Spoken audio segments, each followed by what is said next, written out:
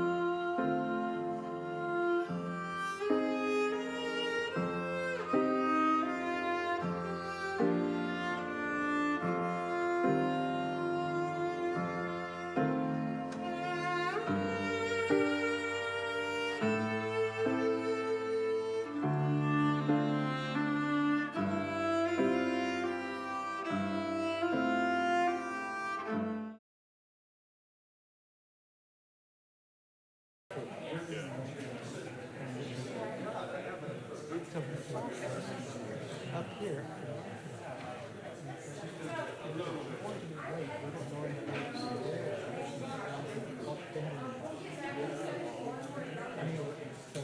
You gotta be careful.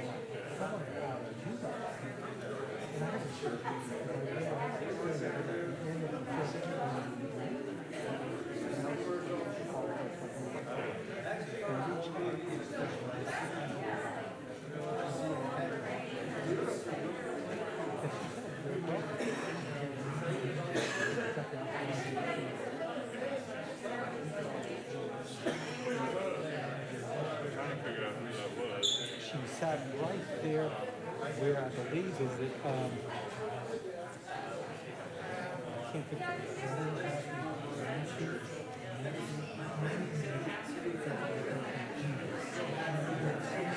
She was sitting right back there. The first week, second week, she brought her husband, and they caught the child. I have to leave here.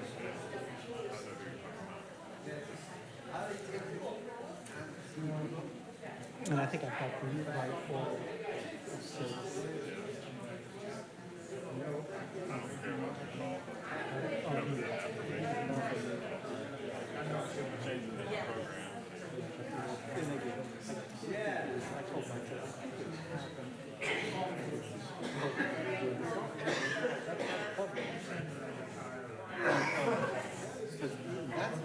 That's the one that I saw the data.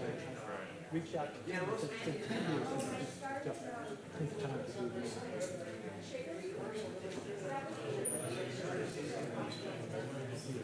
And I think they changed. But again, it could be something or maybe you did all the seasons for God.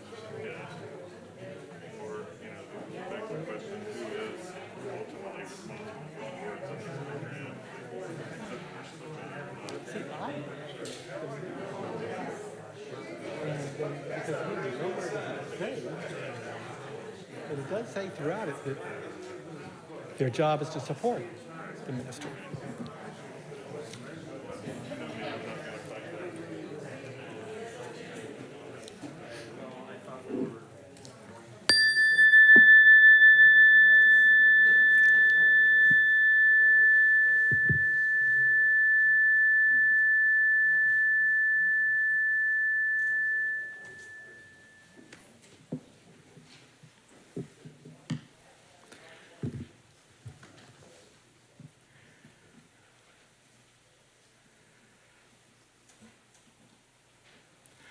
Good morning. Please find your seats as we prepare for this morning's service.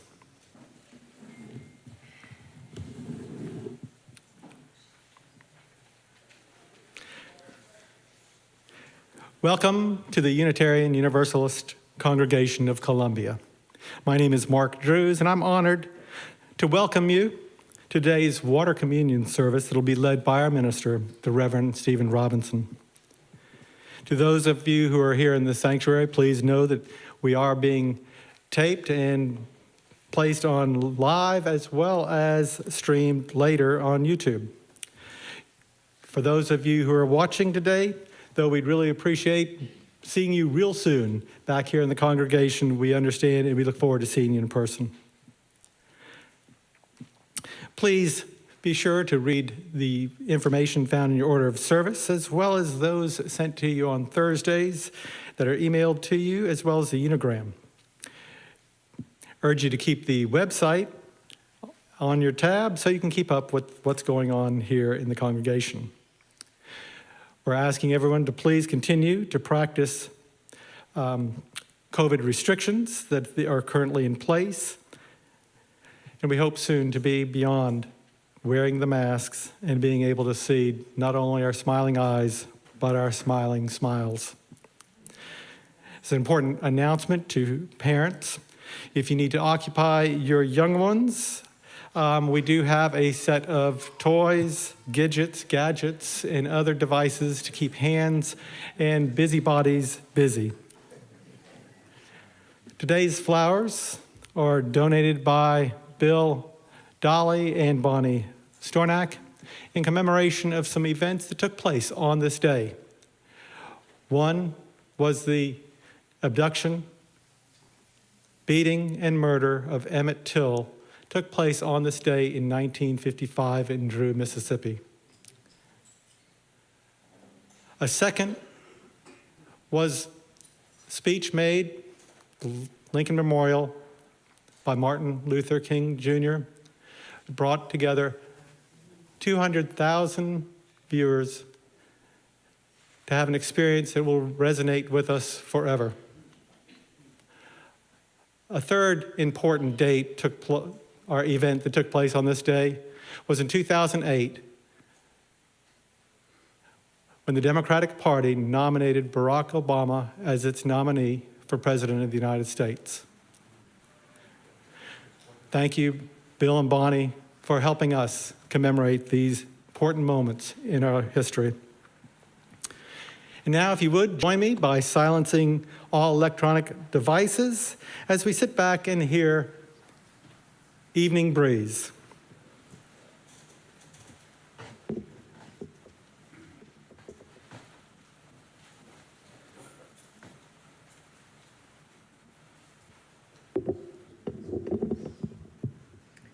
This morning's musical prelude is Evening Breeze from Circle of Song, and I'm joined on voice with Kevin McKinney and Nancy Shillington-Perez.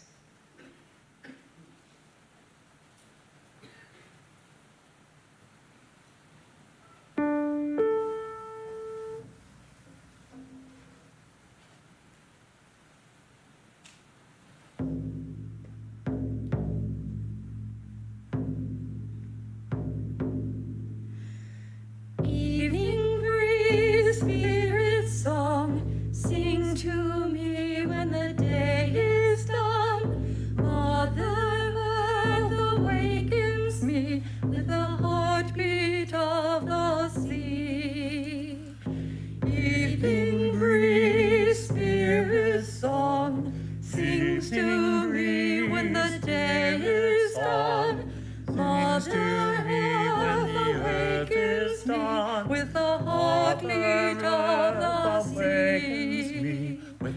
Evening breeze, spirit song, sings to me when the day is done. Sings to me when the day is done. With the heartbeat of the awakens sea. me with the heartbeat of the sea. Sing evening breeze, spirit song, sings to me when the day is done. Mother Earth awakens me with the heartbeat of the Awakens sea. me with the heartbeat Breeze, of the spirit sea. song, sings to me when the day is done. Sings to me when the day is done. With the heartbeat of the awakens sea. me with the heartbeat Evening of breeze, the spirit song, sings to me when the day is done. Mother Earth awakens me with the heartbeat of the awakens sea. me with the heartbeat of the sea.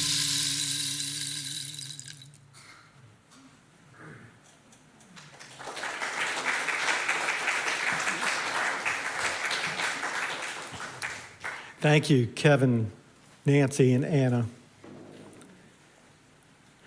Please join me by standing and let us recite our congregational covenant found in the order of service. Love is the doctrine of this congregation. The quest for truth is its sacrament, and service is its prayer. To dwell together in peace, to seek knowledge in freedom, to serve others in community. Thus do we covenant with one another. Please be seated. Unitarian Universalism is a diverse and non-creedal religion. We are a covenantal religion, which means we don't have to believe the same in order to treat each other the same, with respect, equity, compassion, and dignity. Ours is a community based on deeds, not creeds. And as you use, we side with love, embracing all people, regardless of age, color, race, socioeconomic status, religious background, physical ability.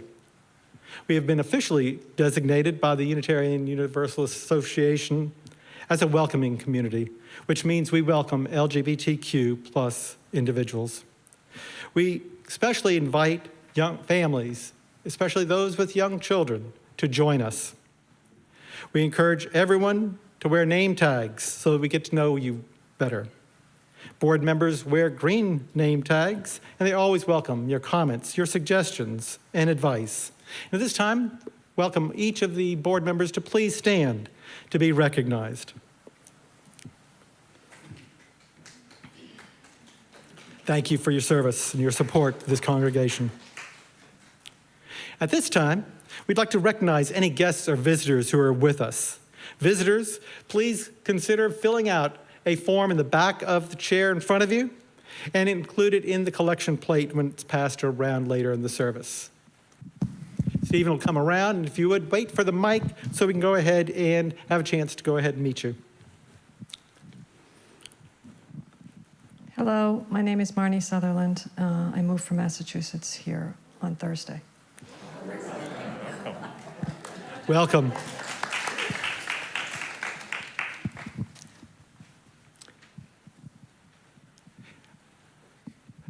We do look forward to the time of the service where we have an opportunity to stand and greet one another. But until that time, please give a gentle smile and a nod to those around you.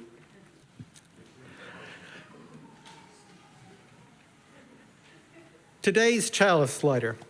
Before the service began, I began jotting down names of people that came into the congregation. And I figured best way to choose a chalice lighter is through a lottery. So if you would indulge me, I'd like to go ahead and pull from here a name and ask the person to come join us.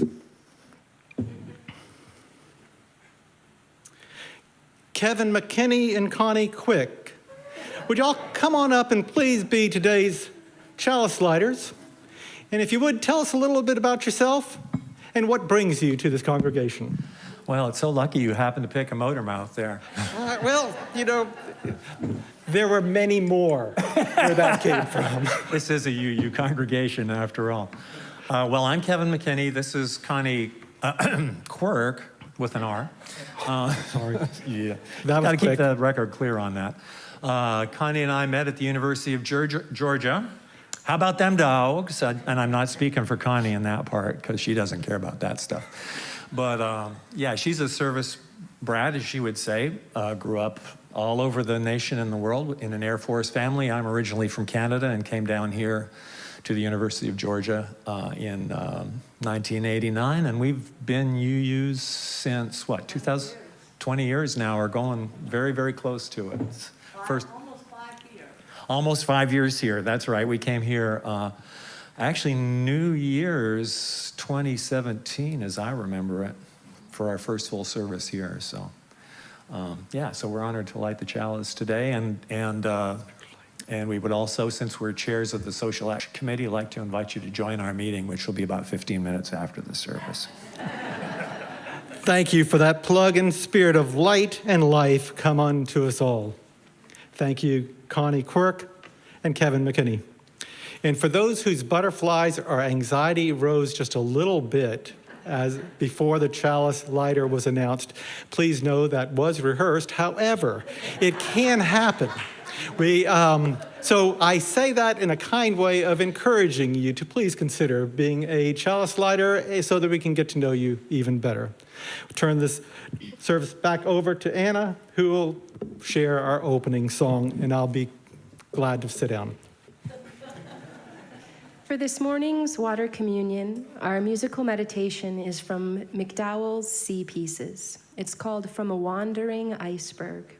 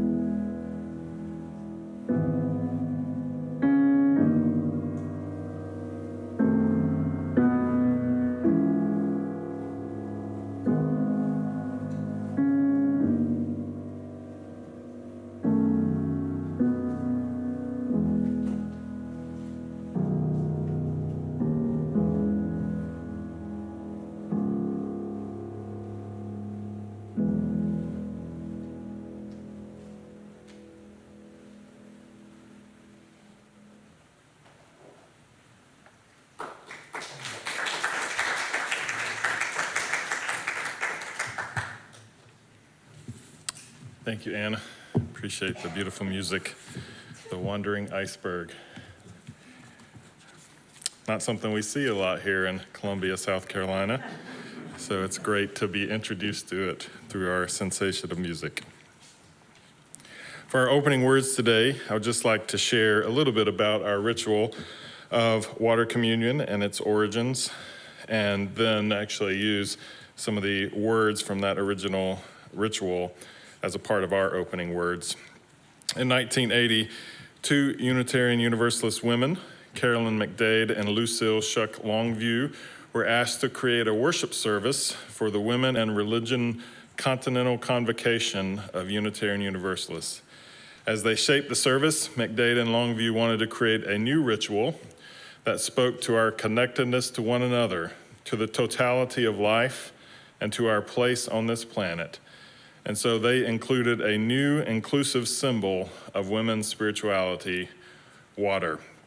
The November service that was held in East Lansing, Michigan was called Coming Home Like Rivers to the Seas. The creators enacted the ritual in a liberating space around a large bowl. They asked 8 different women, each coming from distant places, to bring water, and they did.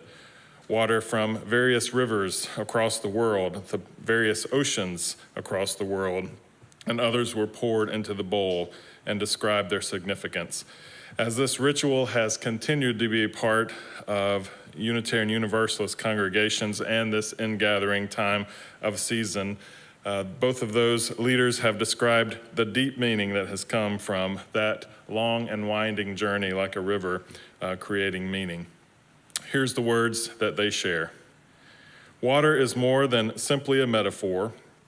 It is elemental and primary, calling forth feelings of awe and reverence.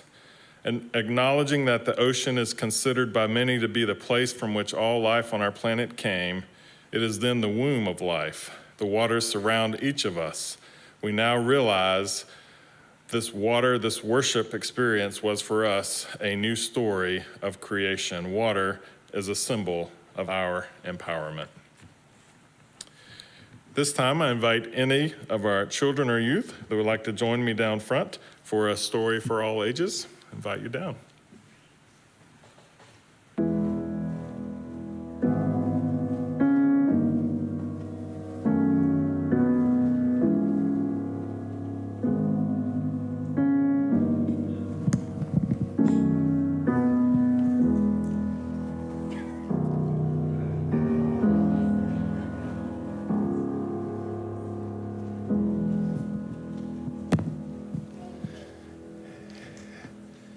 Good morning.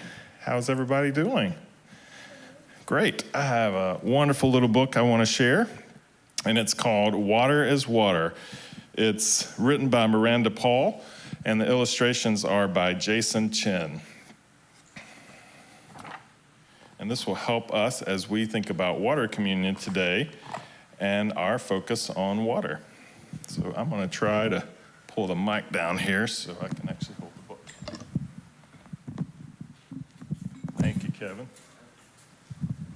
I knew a University of Georgia graduate could handle that. All right, here we go. Drip, sip, pour me a cup. Water is water unless it heats up. What happens to water if it heats up? Turns into a gas, a steam. Whirl, swirl, watch it curl by. Steam is steam unless it cools high. A dragon in a wagon, a crow kneading dough. Clouds are clouds unless they form low. What do you call them when clouds form low? You know, fog, that's right. Misty, twisty, where is the town? Fog is fog unless it falls down. Patter, splatter, what is that sound? Rain is rain unless it's on the ground.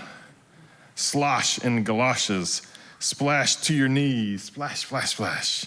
Puddles are puddles unless puddles freeze. Glide, slide, put on the brakes. Ice is ice unless it forms flakes. What do you call that?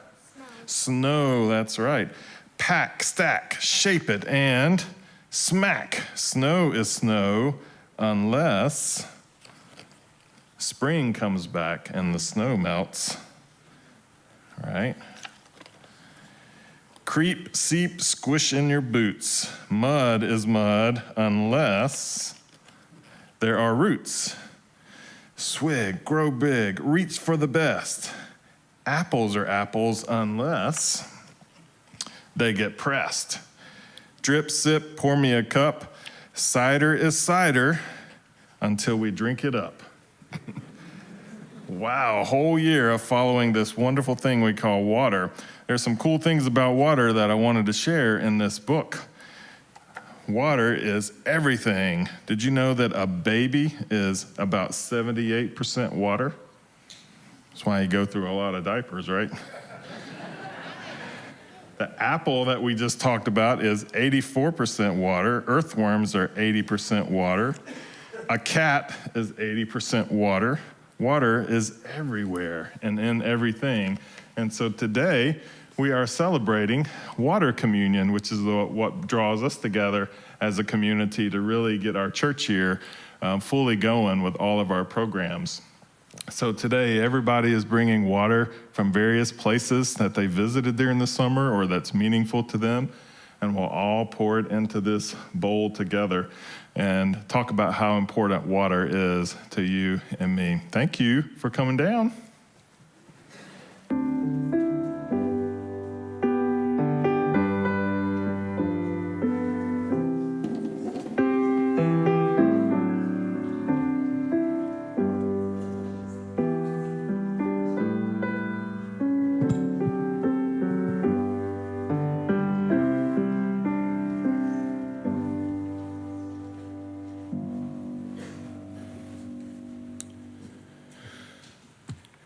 This time in our service, we prepare for our Candles of Community, which is our chance to name out loud our joys and concerns in this space, share them with each other, and light a candle together. There's always 7 candles in our foyer that you can pick up as you come in. This time, I invite you to come down if you have a joy or concern that you would like to share. Speak into the microphone and share briefly that joy or concern, and then light a candle.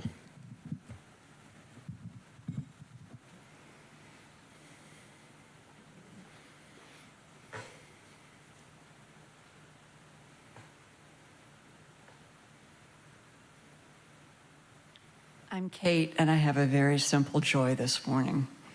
My husband helped me put on my earrings.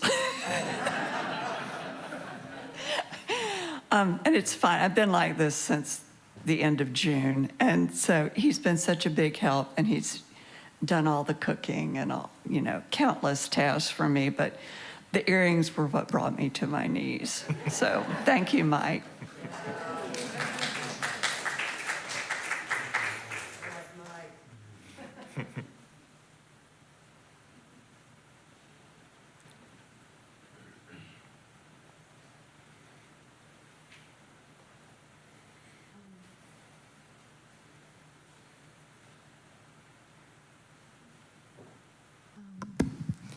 I'm Deb Matherly, and this is a candle of thankfulness to Linda Brennison for all she has done as president and as treasurer and as finance chair and so many other things. And I'm sad that she has decided that she needs to take a break, but I honor her reasons and know she'll continue to be part of our congregation. So thank you. Thank you, Linda.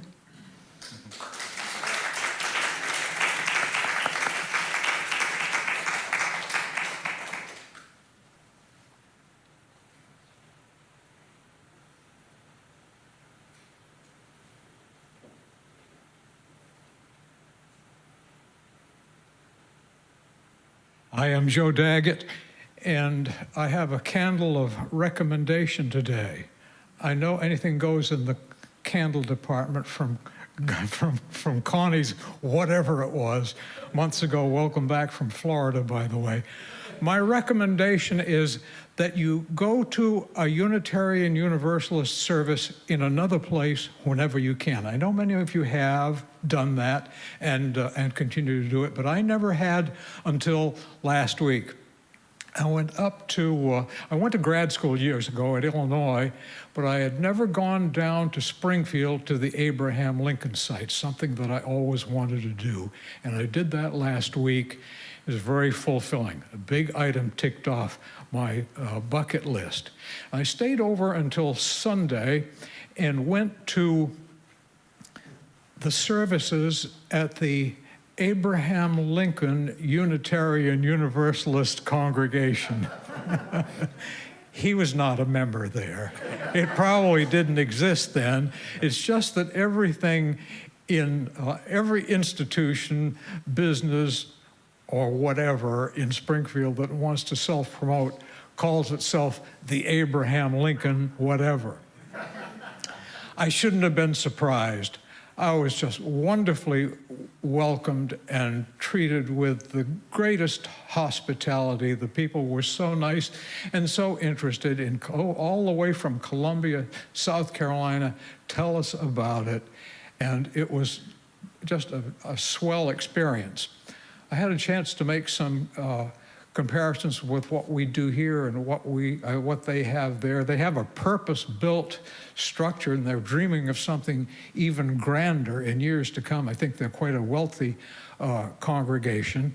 The speaker was a man named Marty Wolf, and he was very strong, apparently nationally known among Unitarian Universalists.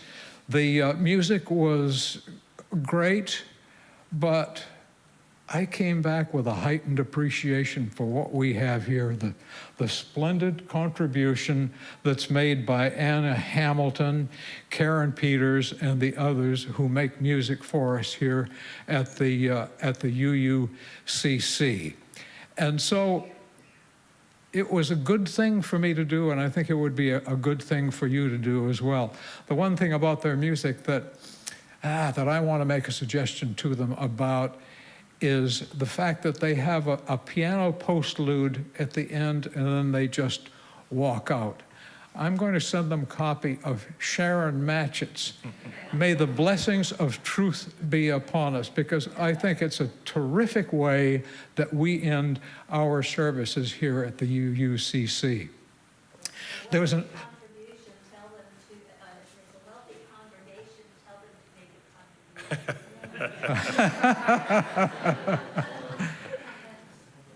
There was another aspect to my trip, a mind-opening venture. I came back through northern Kentucky, and there seems to be kind of a fundamentalist area up there. There's a place called the Ark Encounter where they have a full-size replica of Noah's Ark, and I went to the other one up the road, the Museum of Creation, and that was interesting, but not very interesting, predictable in many ways, but not worth taking up your time going into here. The point of my appearance this morning is to light my candle of recommendation and say, go to another UU service whenever you have the chance. Okay, I'm out.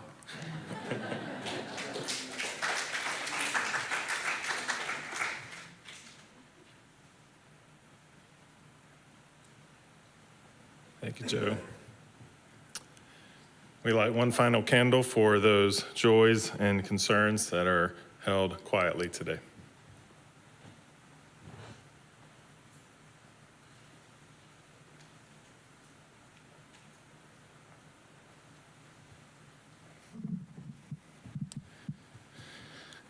Join me in just a few breaths of silence as we remember everything that we've heard and felt.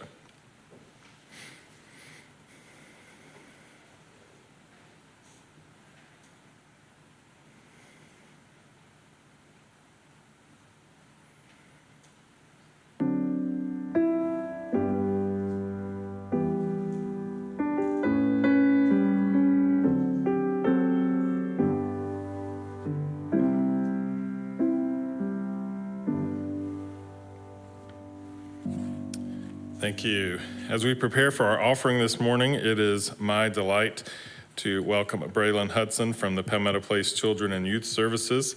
They are our Share Our Plate recipient this month, and we are so delighted for Braylon to come and share about the good work.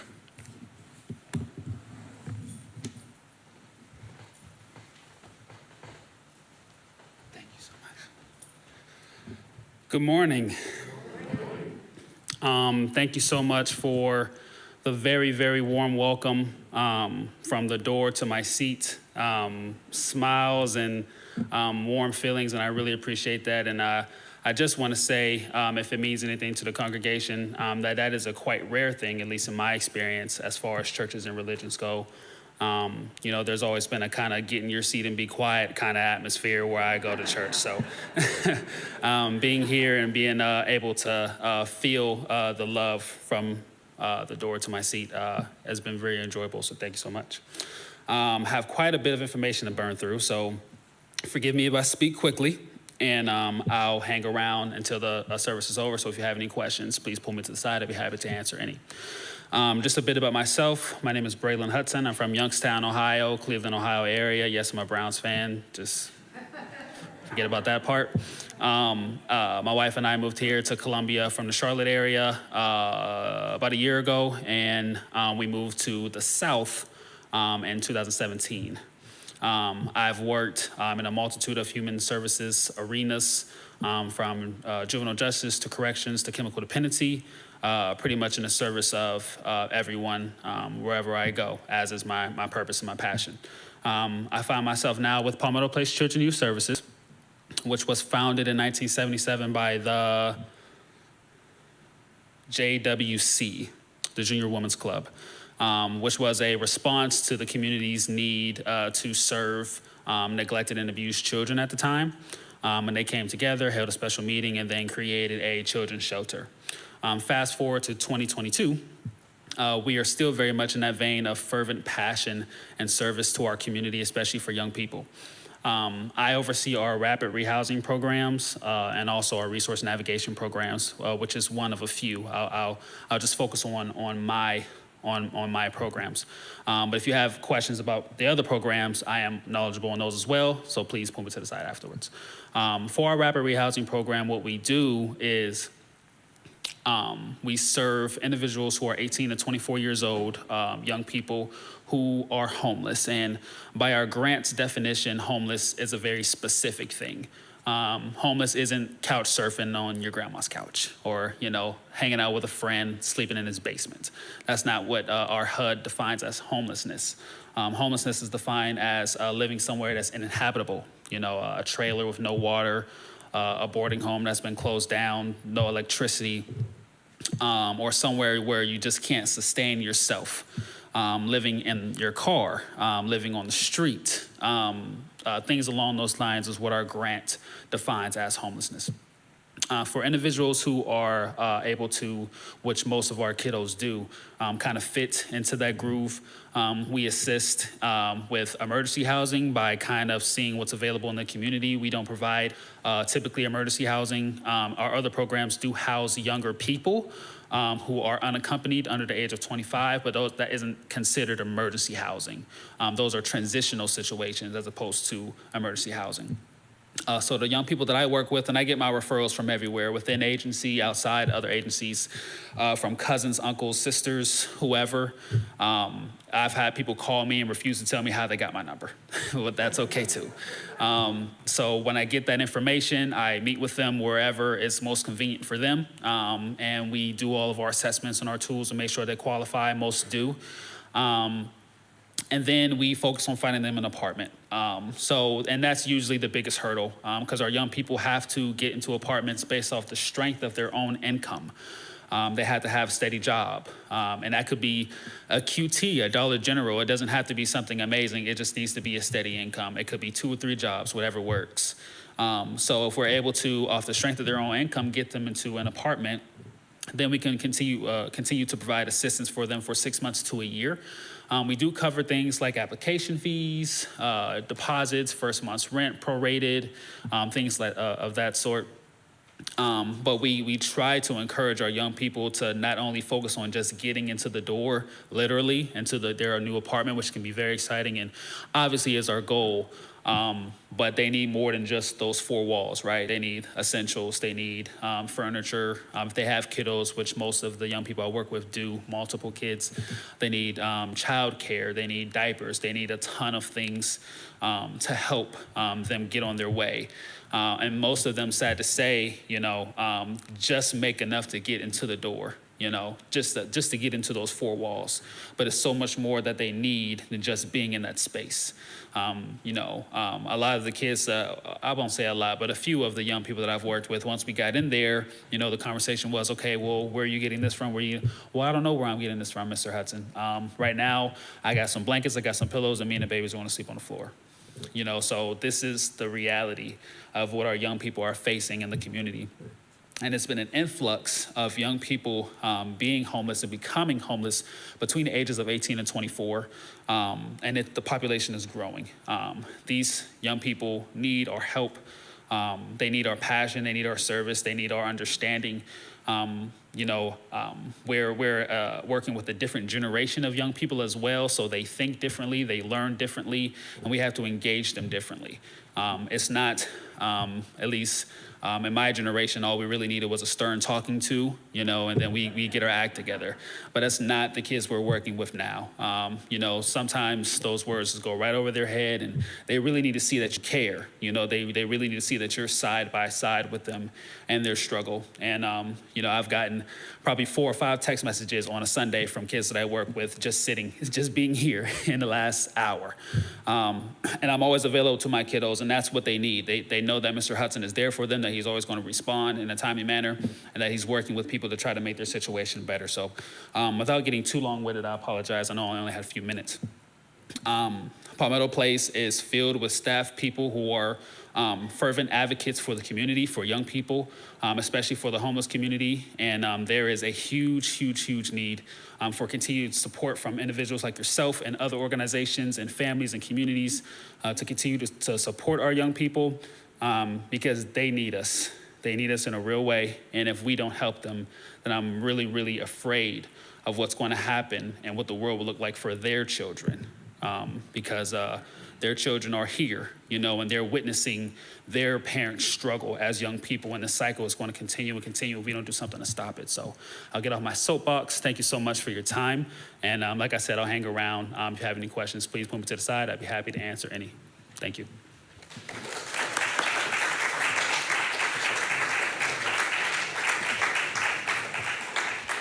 Thank you, Braylon, for sharing such great stories and the experience of what you do. At this time, I invite our ushers to come forward and receive our morning offering. Our offertory musical selection is Dancing Barefoot in the Rain from African Sketches by Nkiri Okoye.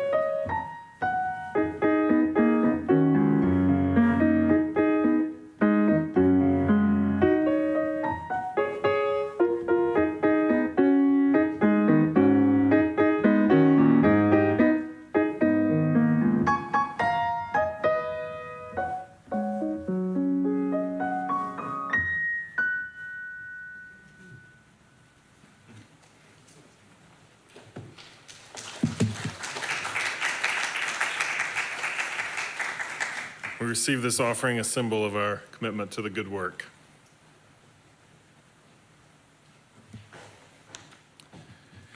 At this time, we prepare for our water ritual and invite you to this experience of our gathering back together. This comes at the end of the summer and is a chance for folks to share water and significance from places you may be visited in the summer, significant events, or just how water is significant to you as a way of bringing us back together, pouring it into a common bowl, and beginning our year together. Before we move to the service where you will be participating, I'm inviting Kevin, who's representing the Green Committee, to come up and share a little bit about climate change and water.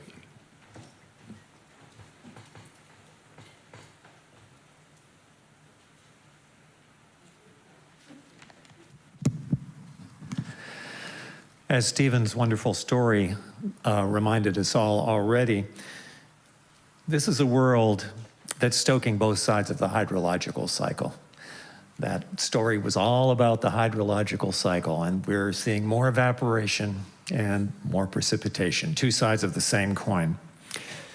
So, evaporation, drought, precipitation, life-giving, or sometimes life-threatening water.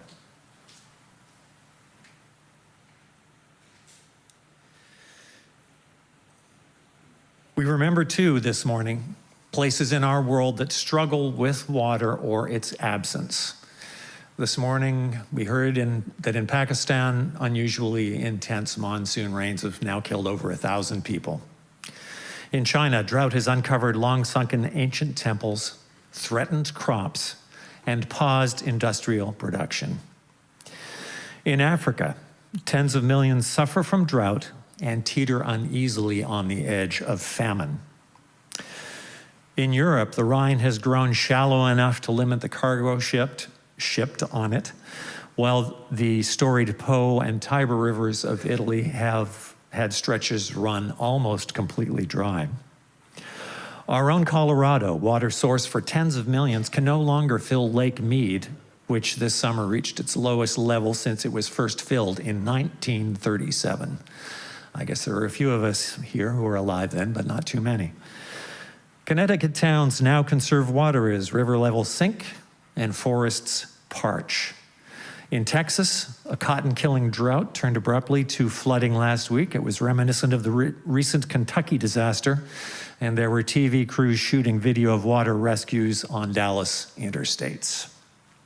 So this morning, we remain deeply grateful, deeply thankful for the blessings of water in our lives, but mindful also of the respect we owe to it, the ways in which we can influence it, and its migrations throughout our Earth system, and grateful again to its role in the interdependent web of life.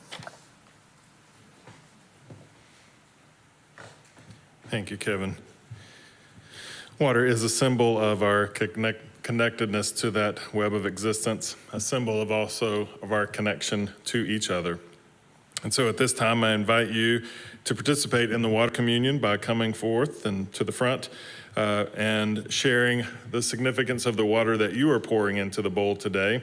I do invite you to be brief with those comments so that everyone has an opportunity to participate in the ceremony.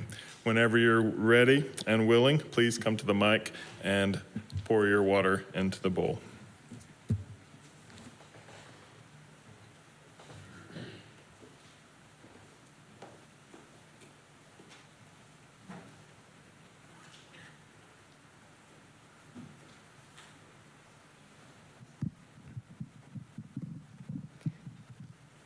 This water is authentic water from our bird baths in the backyard. This past spring and summer, we have enjoyed watching the birds and the squirrels as they splash and drink from the bird baths. It's amazing to watch the pecking order amongst the great variety of birds visiting our yard while we laugh at the many antics of the squirrels, trying to get past the baffle that blocks them from the feeders. Water has been a real treat for us.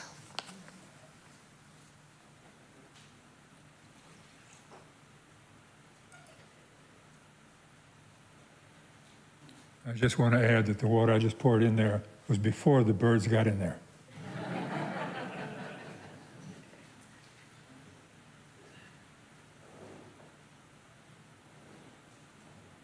The water that we bring today represents our little small 1 acre piece of this earth and our interdependence with 5 cats, 12 snakes, 54 chickens, 51 mice at last count, 2 people, and a whole bunch of wild birds and lizards that we give water to every day.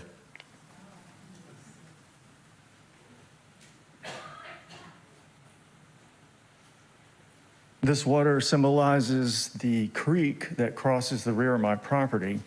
I love to sit on my deck after some decent rains and listen to its gurgling white noise. The guy who built my deck insists there's gold in that creek, and he's begun to pan for it, agreeing to give me half of whatever he finds. So far, neither of us is in danger of becoming wealthy.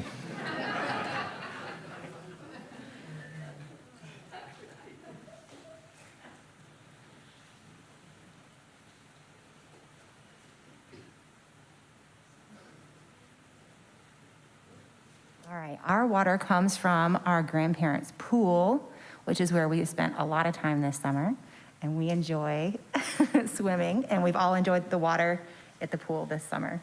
So.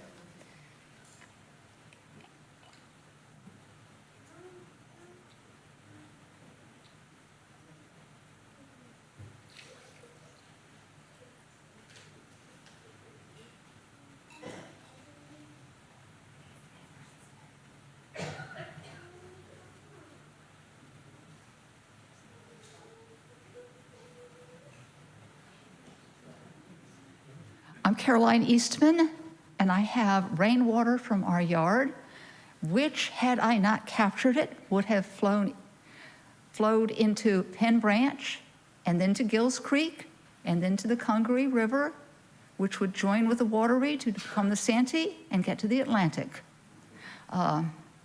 Think about your watershed.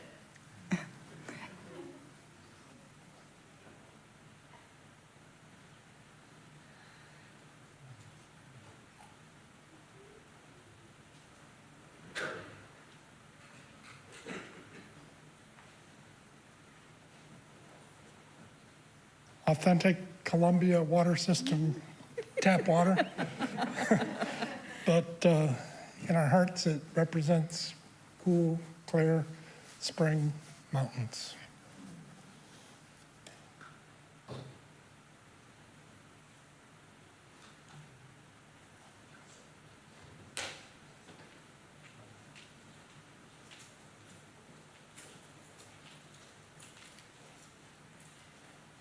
This water represents 3 bodies of water. The Wateree Lake, which we do think of the watershed often there. The Gulf of Mexico, where I go periodically to help with my mother. And Lake Michigan, where we went this summer to Kevin's 50th high school reunion and visited his family. Plus a little extra shout out to the Jeep Rogers pool.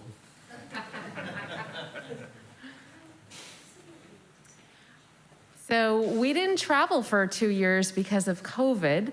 So we got to do a lot of traveling this summer, and this water comes from our visit with our youngest son at Lake Tahoe and our son-in-law Ish in San Francisco.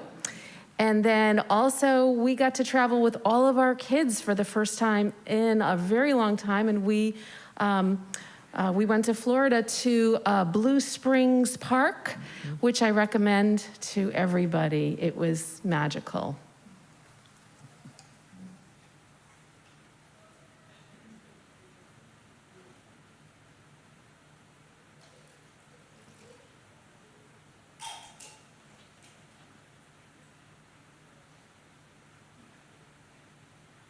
Hi, my name is Drew Johnson. I am the youngest son of these wonderful parents right here. And this water represents not only my travels from the past year of what seems like a continuous expedition of the United States, but it also represents the wonderful people who I met along the way And it also represents the causation of my travels and the resolutions that I so desperately was looking for on those travels that I came to.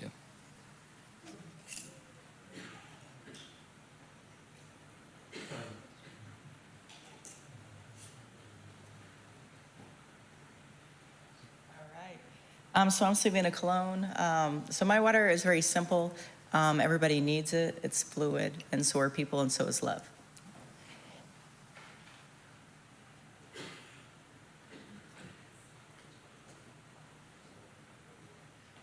I'm Regina Moody, and I don't have any real water, but this service has been really important to me for many, many years, and I decided to come up and say something about I didn't go anywhere this summer to get water except to Virginia to attend the wedding of my grandson, Tyler, Steffi, and some of you, very few of you, will remember Tyler is a little bit younger than Drew, which took my heart by surprise to see him.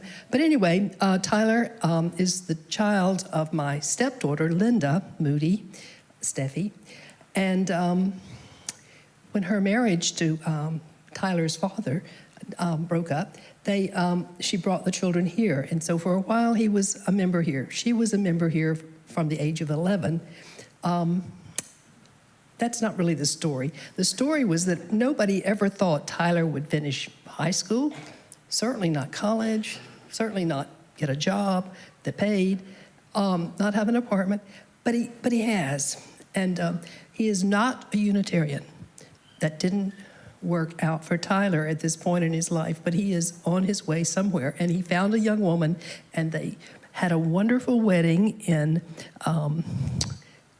Gloucester, Virginia, on the bank of a river. I think it must be the James River. I'm sorry, I meant to look that up. But anyway, they're after their wedding, very charming.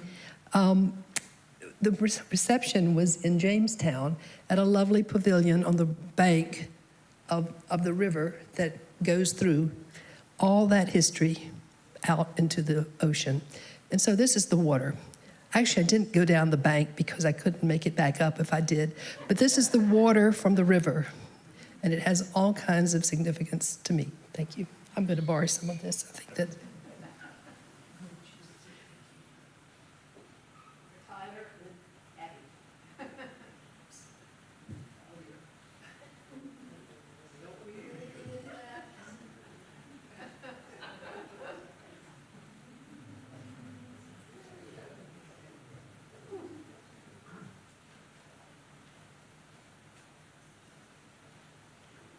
Water is from my koi pond in my backyard that I dug all by myself.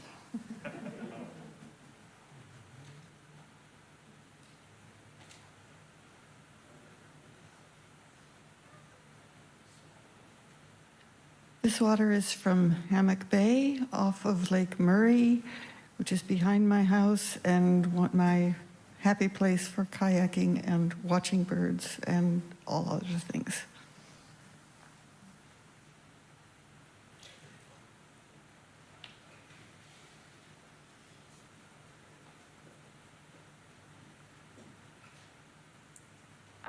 My name is Bethany Muller. It's my first time doing this, so this is exciting. This is symbolic water from the Great Lakes, specifically Lake Michigan, which is the shore I grew up on. I got to go back with my husband and daughter for the first time in 4 years to visit our family over this summer and seeing things with fresh eyes. So this water represents to me, I guess, renewal, but also just gratitude and learning to live in the moment and being present.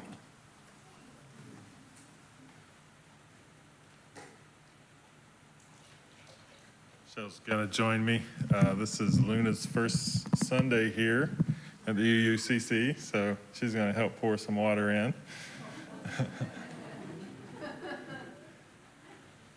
We bring water from Monterey Bay, where Michelle and I got to witness a cooperative feed between some seabirds, some sea lions, about 50 of them, and probably about 10 humpback whales, which is quite amazing, and also represents the Atlantic Ocean that Luna has fallen in love with this summer.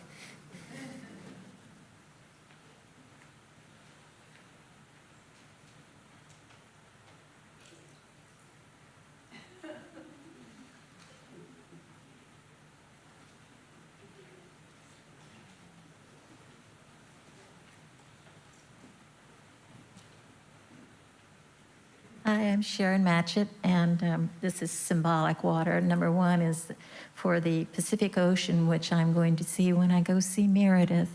It's been 3 years now, and she's all recovered, no evidence of cancer, and working full-time as manager of a shop there in Carmel. And I'm leaving on September 9th. I'll be there for 6 days. Yay!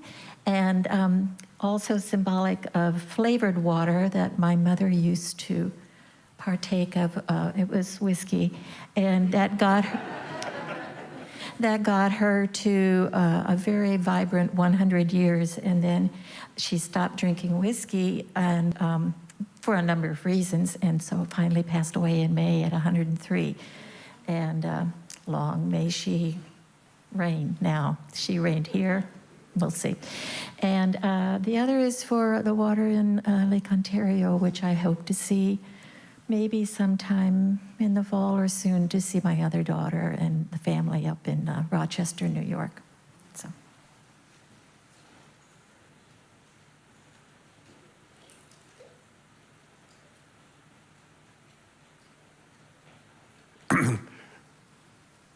We're bringing, well, I guess we're bringing water. I thought Mary was going to come up here with me, but anyway. We're bringing water from the Maxie Gregg Pool, where we have been going to Aqua Zumba classes this summer, sponsored by the Lurie Center. And the water to me represents gratitude for that center and the people who provide services, valuable services for senior people like us. And we go there 4 or 5 times a week, it seems like. And also water from the Saluda River where we live, which is beautiful. Yes, it is.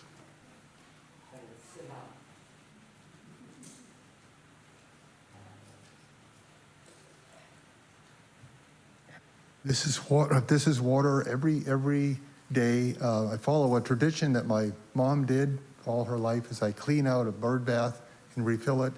I refill it from well water, which comes from 200 feet underground. And this is before it went into the bird bath. Let you know that. And it's thank you to the birds.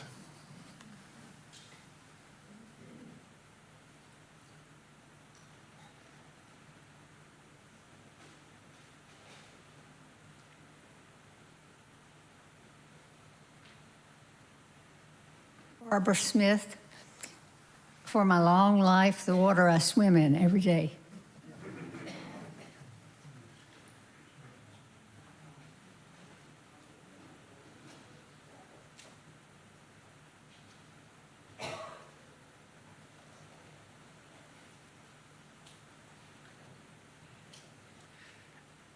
At this time, would you please join me in reciting our water communion litany? Guided by love, secured by hope, and made courageous by faith, we center ourselves around our ingathered water, both learning and teaching, welcoming the injured and the healing, always seeking justice. We bless the UCC with our love.